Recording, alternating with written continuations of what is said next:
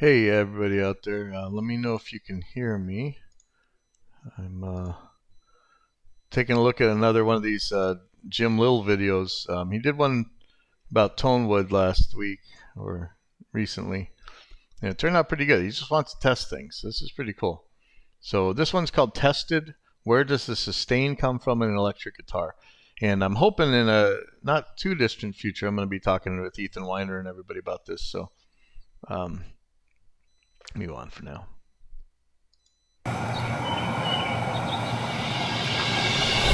In the last video I put out, I did a bunch of tests to try to figure out which parts of the electric guitar are responsible for the tone, and people liked it. I did see some comments that had the word sustain in them, and the people who wrote these comments seemed very concerned about the thought of something affecting the guitar's sustain. So he did do a Tonewood video, and it's really good, so check it out. I never really think about sustain, but I can see how it'd be a bummer if you wanted to play a note this long and your guitar was only capable of a note this long. So I'm as interested as you guys are in figuring out where the sustain comes from. Since you guys think about sustain more than me, I asked for some examples of good sustain and put together this list.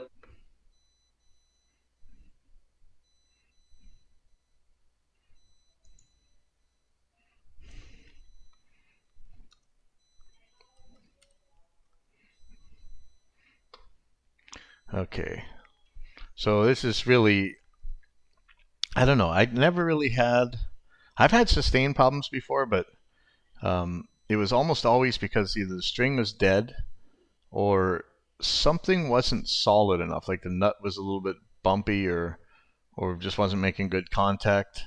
And that's usually what gives me the bad sustain, is something that dampens the vibration of the string. So I'm not sure, and they sell all these things like these weights that you're supposed to put on your guitar that's supposed to help your sustain or whatever. But yeah, I don't know. So let's see what he finds out. List of songs where long notes are held out and people like it. So they gave him a list of songs with long notes. I'm trying to think of some long note that I mean, I know sometimes like artificial harmonics die too early, or you bend and it notes out or whatever. But there are a couple wrinkles thrown in. U2 apparently used a special guitar that had a device that lets it ring forever, so that doesn't really count. And what is that? Is that a Fernandez Sustainiac or whatever? Is it still a thing? Sustainiac? Sustainiac.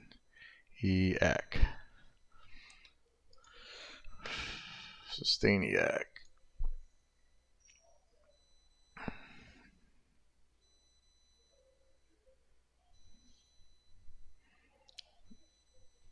Oh, interesting.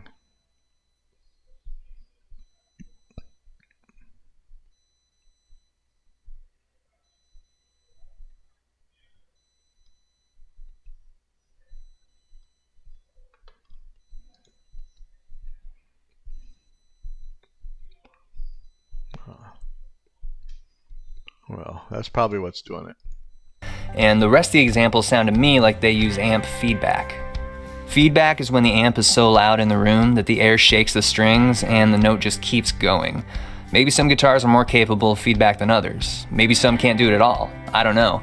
But I have 4 guitars and an amp that gets pretty loud, so let's see how loud it needs to be for each guitar to get feedback going.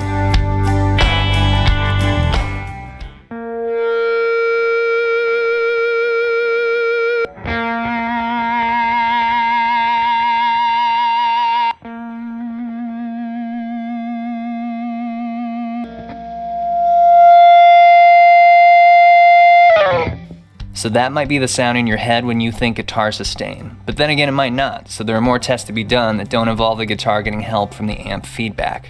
I'll start with the... So, yeah, when we're talking about sustain, are we actually talking about the natural sustain of the guitar, or are we talking about sustainiacs or feedback or something else that might modify how long that string rings?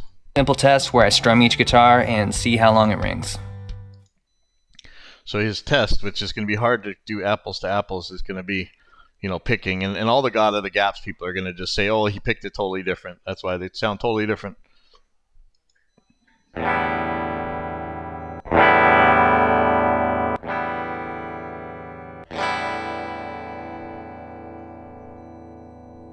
Every guitar plugged in rang for more than 35 seconds, and I don't think I've ever played a 35-second long note before. Yeah, I think I'd be okay if it'd mine be a good got idea. 35 seconds. What do you guys say? I mean, I've had sustained problems before, but I swear it was either a bend and it coming noting out, or yeah. Sometimes I'm not so good with the dive bombs anymore. Sometimes I have to kind of die on a dive bomb. To figure out how many seconds I actually need to be able to get out of a guitar. The longest note in a song that I usually play is called a diamond, which means you hit it and hold it out for a whole bar. The slowest songs that I've played are around 60 beats per minute, which means 4 seconds per bar, so I'm thinking 4 seconds is about as long a note as I'll ever need to play, especially without feedback helping. You might not think that 4 seconds is a long time, but here's what a 4-second long note sounds like in music.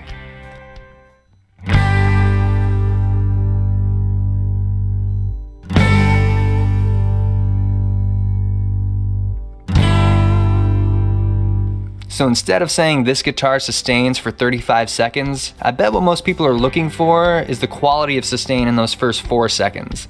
And the best way I can think of to test this is to strum a guitar and measure the peak volume at the start of the note, and then measure the peak volume at 4 seconds and see how much it drops during that time. All right, so if you did it this way, you could probably normalize to peak, right? Even though it's not going to be perfect, probably, but it's going to be pretty close. And so he's trying to look at the relative distance between the peak volume and where it drops. That's actually pretty good. This is a hard test to do.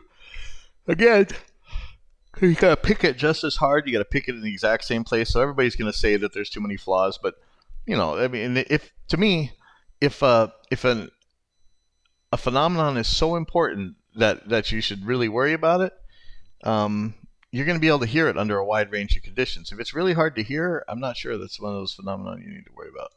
The volume drops, the better sustain the guitar has. But there are so many ways to strum a guitar.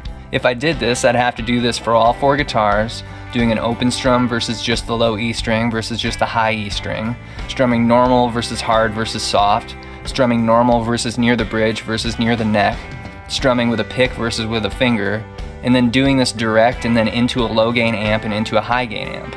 So that's 4 times 3 times 6 times 3 equals 216 different strums that I'd have to do, all measured at 0 seconds and at 4 seconds, and taking the difference, meaning 648 different pieces of data. So I did that, and here's my spreadsheet. I've never taken a statistics class, so I don't know all the right words for looking at this and turning it into something useful, but I'll point out some trends that I see.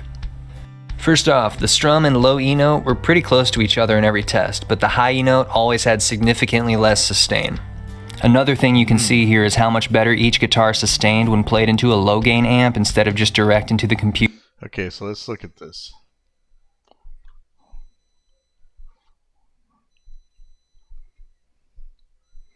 High gain amp is kind of hard to tell, but and completely clean, and then each guitar sustained even better than that when played into a high gain amp. Also, and this is kind of a big one, when played direct, every guitar had more sustain when played soft, but when played into either the low or high gain amp, every guitar had more sustain when played hard. So you remember that? Like, I used to play with those really thin picks, and those chords would come out all nice and ring for forever. But they're saying that a harder pick is better for that. Lately I've been learning hard picks so I can do like sweeps and stuff. Let's see. Go on from here.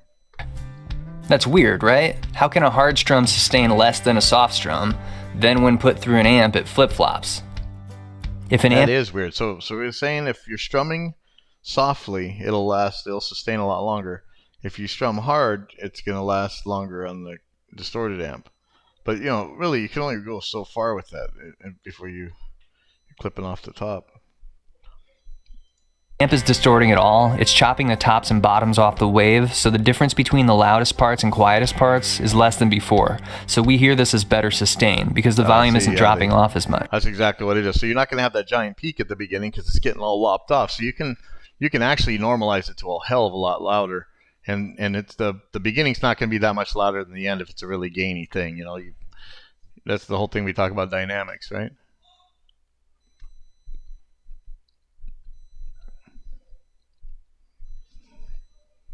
Nah, I might have to split. The harder you hit an amp, the more intensely this A little happens. crazy up here. So this makes me think, if you're playing into an amp that's at least on the edge of breakup, the sustain you get is more determined by how loud a signal's going into the amp versus whether you're playing a Tele or an SG or a Gretsch or whatever.